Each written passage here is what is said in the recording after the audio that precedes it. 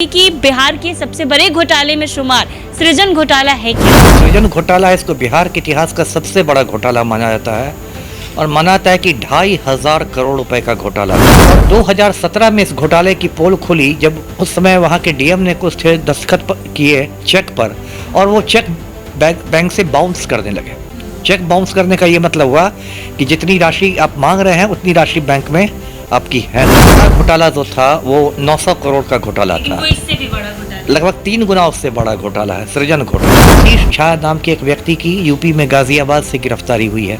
अब ये सतीश झा कौन है? लेकिन बाद में वहाँ कुछ भ्रष्ट अधिकारी आए और उसके बाद ये तो बिल्कुल एक लूट खसोट का जरिया हो गया। संक्षेप में ये समझे ऐसे लूट हुई कि जो सरकारी पैसे होते हैं थे वो सृजन के अकाउंट में जमा होने लगे। मैं भी कहता हूँ आपके चैनल पर दोबारा कह रहा हूँ कि अगर ईमानदारी से सीबीआई जांच करे इस घोटाले की तो हमारे जो पलटू राम है मुख्यमंत्री वो बेऊर जेल के अंदर देखेंगे। देखिएगा आपने ईडी ने बहुत छोटे मामले में केजरीवाल को दिल्ली में जेल भेज दिया जो दिल्ली के मुख्यमंत्री थे।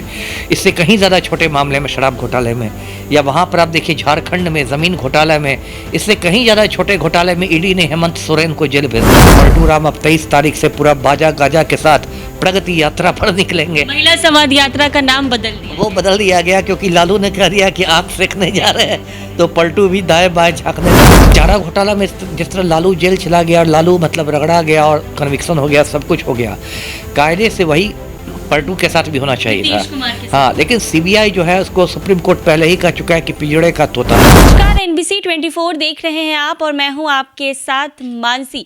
बिहार के सबसे बड़े घोटाले सृजन घोटाले में सीबीआई ने बड़ी कार्रवाई कर दी है। जी हाँ, आपको बता दें कि ये घोटाला 2017 में बिहार के भागलपुर में हुआ था, जिसके बाद अब सीबीआई ने इस पर बड़ी कार्रवाई करते हुए सतीश झा जो इसमें शामिल थे उनको यूपी के गाजियाबाद से गिरफ्तार कर लिया गया है। क्या है पूरा मामला, कौन है सतीश झा और कैसे गिरफ्तारी हुई है, सृजन घोटाला क्या है, आइए जानते हैं पूर्व IPS अमिताभ दास सर से। सर, सबसे पहले तो ये जानना चाहूंगी कि बिहार के सबसे बड़े घोटाले में शुमार सृजन घोटाला है क्या? जी मैं बताता हूँ कि जो सृजन घोटाला है इसको बिहार के इतिहास का सबसे बड़ा घोटाला माना जाता है और माना जाता है कि 2,500 करोड़ रुपए का घोटाला है। आप इसी से समझिए कि चारा घोटाला जो था वो 900 करोड़ का घोटाला था, इससे भी बड़ा घोटाला, लगभग 3 गुना उससे बड़ा घोटाला है सृजन घोटाला। अब ये मतलब संक्षेप में दर्शकों को बताओ ये पूरा मामला है क्या। देखिए, भागलपुर में एक NGO चलता था, एक समाज सेवी संस्था जिसका नाम था सृजन महिला विकास सहयोग समिति लिमिटेड, और इसको मनोरमा देवी नाम की एक महिला ने शुरू किया था। ये जब शुरू हुआ था सबौर में तब तो इसके बहुत अच्छे उद्देश्य बताए गए थे कि गरीब महिलाओं को उनके पैरों पर खड़ा किया जाएगा, उनको स्वावलंबी बनाया जाएगा, आर्थिक रूप से सिलाई कढ़ाई का प्रशिक्षण होगा वगैरह वगैरह। लेकिन बाद में वहाँ कुछ भ्रष्ट अधिकारी आए और उसके बाद ये तो बिल्कुल एक लूट खसोट का जरिया हो गया। संक्षेप में ये समझे ऐसे लूट हुई कि जो सरकारी पैसे होते हैं थे वो सृजन के अकाउंट में जमा होने लगे, जो कि बिल्कुल मतलब एक घोटाला वाली बात है। और 2017 में इस घोटाले की पोल खुली जब उस समय वहाँ के डीएम ने कुछ दस्तखत किए चेक पर और वो चेक बैंक से बाउंस करने लगे। चेक बाउंस करने का ये मतलब हुआ कि जितनी राशि आप मांग रहे हैं उतनी राशि बैंक में आपकी है नहीं।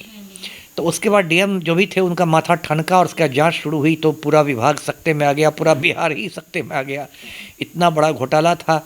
तो उसके बाद इसकी जांच सीबीआई को दे दी गई। अब देखिए, मनोरमा देवी की तो कुछ समय बाद मृत्यु हो गई, वो तो चली गई। उसके बाद इसके सीबीआई ने इसकी बेटी को गिरफ्तार कर लिया 2 साल पहले, रजनी प्रिया नाम था।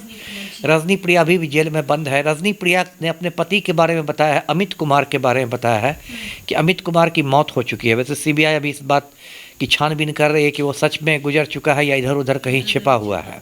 और अभी जो लेटेस्ट खबर आई है जिसकी आपने चर्चा की, सतीश झा नाम के एक व्यक्ति की यूपी में गाजियाबाद से गिरफ्तारी हुई है। अब ये सतीश झा कौन था? तो ये सतीश झा भागलपुर में एक अधिकारी था, छोटा मोटा अधिकारी ही था।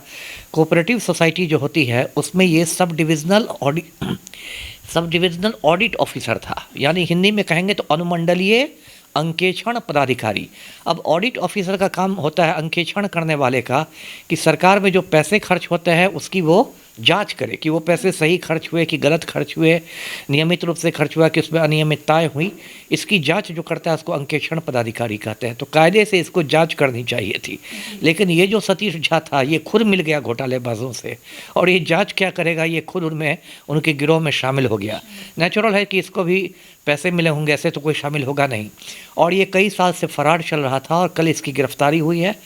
तो एक ठीक है कि इम्पॉर्टेंट गिरफ्तारी है। देखिए सृजन के साथ सबसे बड़ी बात क्या है कि इतना बड़ा घोटाला है कि ये तो जो सतीश झा और ये लोग जो पकड़ा है तो छोटी मोटी मछलियाँ हैं, है ना, इनका तो कोई नाम तक नहीं जानता। मैं तो अभी भी कहता हूँ आपके चैनल पर दोबारा कह रहा हूँ कि ईमानदारी से सीबीआई जांच करे इस घोटाले की, तो हमारे जो पलटू राम है मुख्यमंत्री, वो बेऊर जेल के अंदर देखे जाए। यानी मतलब मुख्यमंत्री की भी संलिप्तता काफी ज्यादा है। बहुत ज़्यादा।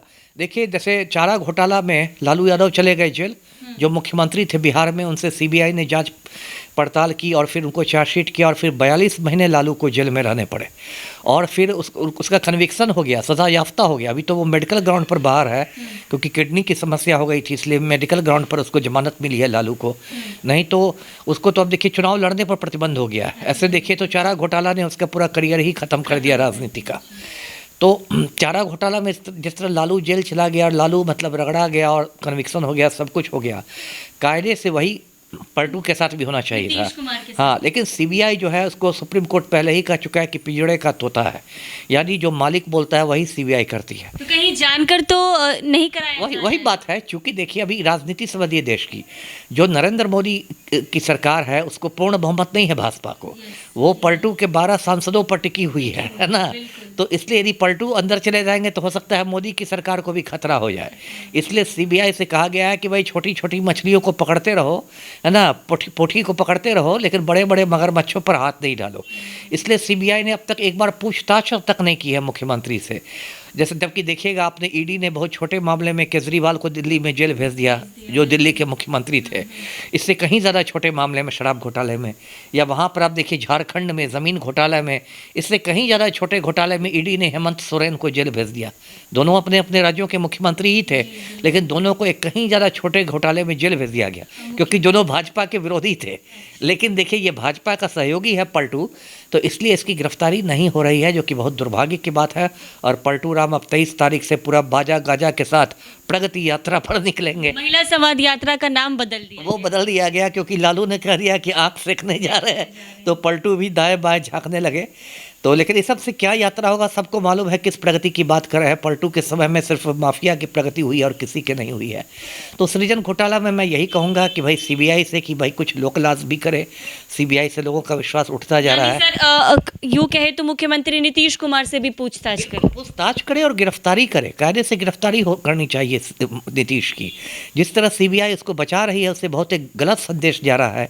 लग रहा है कि सीबीआई बिल्कुल राजनीतिक दबाव में काम करती है। जी तो सर प्रधानमंत्री नरेंद्र मोदी के फिलहाल मुख्यमंत्री सहयोगी हैं, लेकिन अगर अभी भी विरोधी हो जाए तो क्या लगता है कि देखिए राजनीति में कुछ है।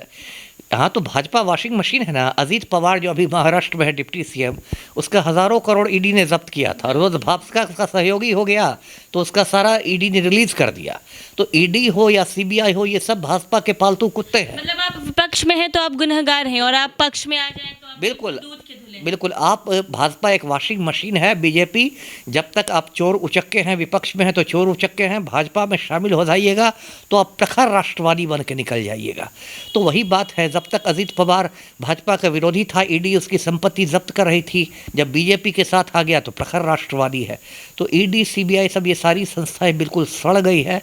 इनमें कोई अब ईमान नहीं रह गया, कोई निष्पक्षता नहीं रह गई। ये भाजपा का मतलब गुंडे मवाली बन के काम करती है। जी यानी सीबीआई को बिहार के मुख्यमंत्री नीतीश कुमार से भी पूछताछ करी क्योंकि इनकी संलिप्तता बहुत गिरफ्तारी करनी चाहिए। पूछताछ में तो खाना पूरी भी हो सकती है। पूछताछ क्या होती है? सीएम हाउस जाइए, कॉफ़ी पी के, चाय पी के आ जाइए, बिस्किट भी खा लीजिए, पलटूराम खुश हो जाएंगे। तो गिरफ्तारी होनी चाहिए। मैं आपके चैनल के माध्यम से ही मांग करता हूँ। जी तो आपने सुना, बिहार का सबसे बड़ा घोटाला सृजन घोटाला है। ऐसे चारा घोटाला को बोला जाता है, लेकिन सृजन घोटाला चारे घोटाले से भी ज्यादा बड़ा घोटाला। ऐसे में सीबीआई ने अभी बड़ी कार्रवाई की है। सतीश झा की यूपी के गाजियाबाद से गिरफ्तारी कर ली है। लेकिन पूर्व आईपीएस अमिताभ दास का कहना है कि बिहार के मुख्यमंत्री नीतीश कुमार से भी पूछताछ करनी चाहिए, और पूछताछ नहीं बल्कि उनकी भी गिरफ्तारी करनी चाहिए, क्योंकि उनकी संलिप्तता भी सृजन घोटाले मामले में कई ज्यादा है। लेकिन अब देखना ये होगा कि सीबीआई इस मामले में क्या कुछ करती है। तब तक के लिए बने रहें हमारे साथ NBC 24 पर।